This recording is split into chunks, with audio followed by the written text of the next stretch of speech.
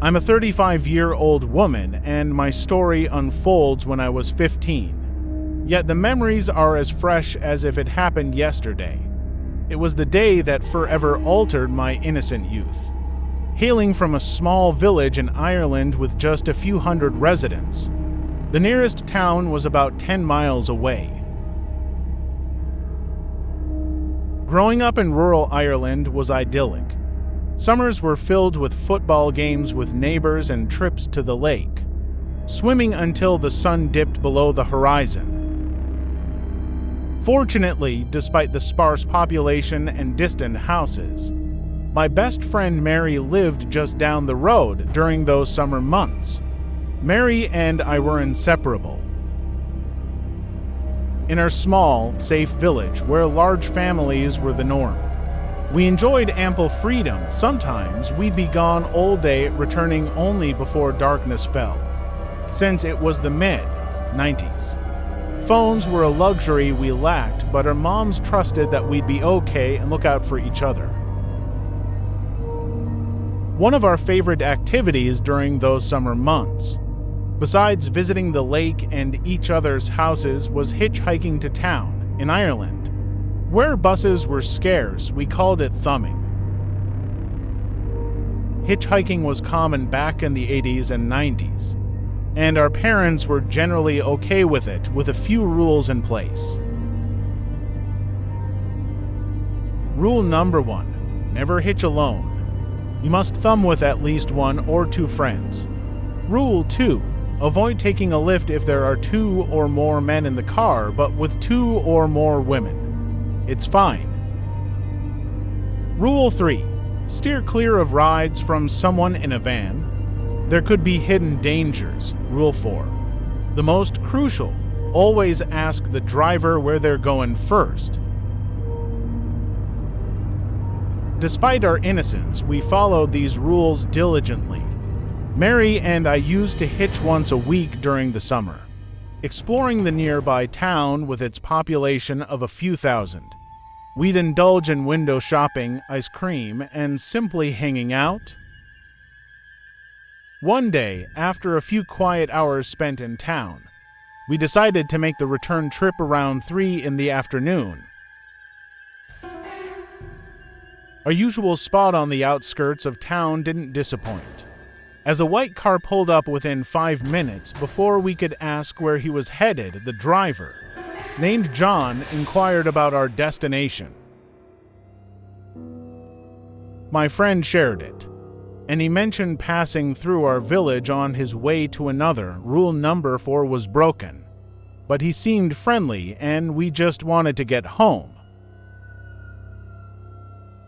It was my turn to sit in the front. John, a farmer in his 60s, was cordial, clad in worn-out clothes emanating the scent of the farm. The car, filled with straw and showing signs of age, matched the driver, approximately halfway between town and our village.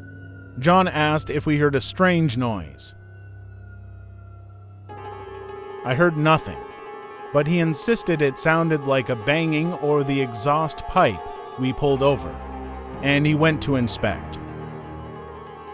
Not hearing anything, Mary felt uneasy, saying he seemed weird. I tried to reassure her, and John returned, stating the exhaust was loose and needed fixing. Despite the oddity, I wasn't scared. While he and Mary handled the repair, I observed, only realizing later that his fly was open and he was exposed. Claiming it was an accident, he apologized and secured his fly with a safety pin back in the car. The atmosphere shifted, and he kept apologizing, looking out the window. I ignored the unsettling incident. However, he made an inappropriate comment, insinuating that we enjoyed the view. Tensions rose, but we finally arrived at our village. John thanked us with a creepy smile, uttering, "Girlies, thanks for everything," and drove off. We were left speechless on a bench, processing the bizarre encounter. Despite joking about it, the incident lingered months later. A friend revealed a similar story about John. The realization struck: Farmer John was indeed a weirdo. My name is Janelle, a 21-year-old student living in France. Frustrated by the quest for true love, I decided to lose my virginity with my best friend. Subsequently, I found a fantastic friend with benefits, enjoying a harmonious connection for 3 months. However, when the time came to end things, my lingering feelings for my ex led to self-destructive behaviors, resulting in a visit to the emergency room and later, a mental hospital. For those perceptive enough, my struggles had roots in a pre-existing depression exacerbated by alcohol.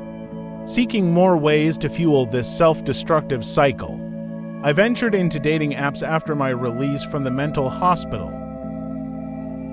Weeks later, I matched with a guy named Matthew, and our interactions seemed promising. We decided on a casual date, a movie night at my place with some shared joints.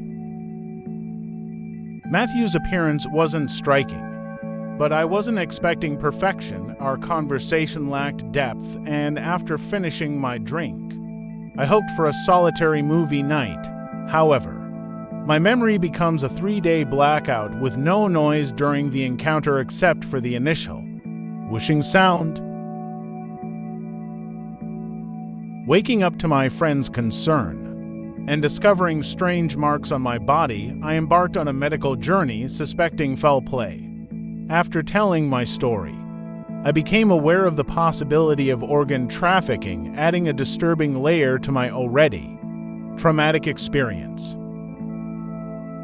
I'm a resident of rural northern Ontario, Canada, and my story revolves around an eerie encounter during my teenage years at 16. Living with my mom in rural Lish, New Jersey, my best friend and I stumbled upon a peculiar scene while cutting through a farmer's field.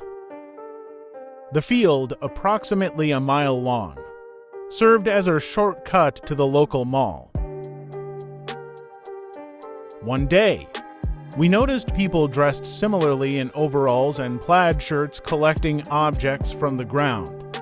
Feeling a static energy, we observed them picking up smoking coals, throwing them into buckets. While passing by, we heard a loud whooshing noise and saw 6 identical men in white suits, with Daft Punk-like helmets. Silently, they shot what seemed like their weapons at the people on the ground. Resembling elongated paint sprayers, our attempts to flee were met with their indifference, and only my friend exhibited panic. We never heard another noise after the initial whooshing sound, until we crossed the tree line. Sharing this story with others resulted in skepticism, except for my wife and father. Fast forward. My family and I were watching the news when the man from my childhood, who used to offer tractor rides and lollipops, appeared. The news revealed he had killed 2 people and was serving time in prison. My dad's intuition had saved me from a potential danger that I couldn't comprehend as a child. Our family frequented a caravan park in New South Wales during school holidays, creating both fond and disturbing memories. The owner's son, a seemingly friendly man, used to offer me tractor rides and lollipops. My dad's intuition kicked in, forbidding me from interacting with him. Years later, we learned he had committed heinous crimes, reinforcing the importance of parental instincts.